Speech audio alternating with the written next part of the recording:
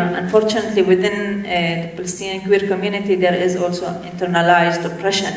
And being Palestinian who live in Israel or having the Israeli citizenship. And we spent the last 3 years having a very vibrant political discussions about being a political group, and we all the time, the main challenge was to address these internal voices, saying why we are going to be a political organization, even homonationalism argument, like if you want to be a Palestinian organization, you can go to Palestine and register your organization.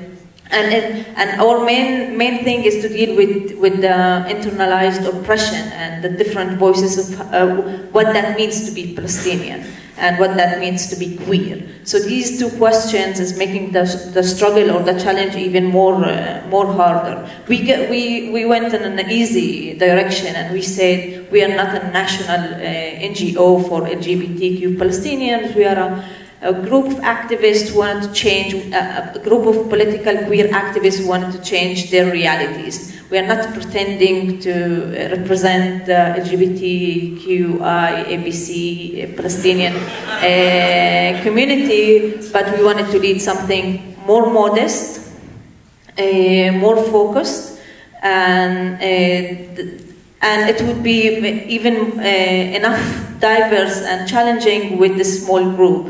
So we chose the easier way, in a sense. And I will just give an example about this solidarity thing. Actually, we are on the white community. It's in front of my office. It's all the time. It's not. We don't have to go to Canada to meet the white community. Like the Israeli gay community, in a sense, play the same role.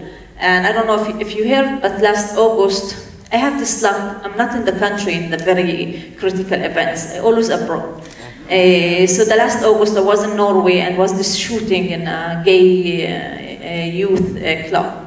And while hiking in the mountains of Norway, I get SMS from the activists saying what we are going to do. It's a very sad event. We want to show solidarity. It's our violence and homophobia and hate crime. It's our struggle to and how we are going to deliver the message in a wider context, saying this is not happening because we are only gay. It's a violent country, and these things are linked.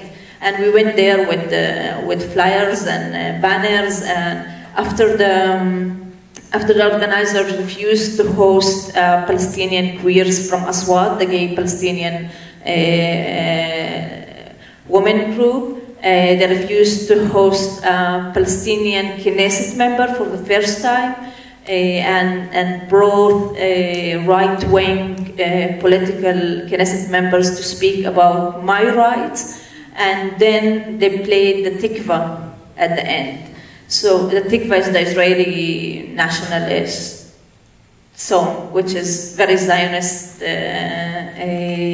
that exclude me as Palestinians. So at the end, I knew this kind of solidarity will not work, never. And I'm not part of this.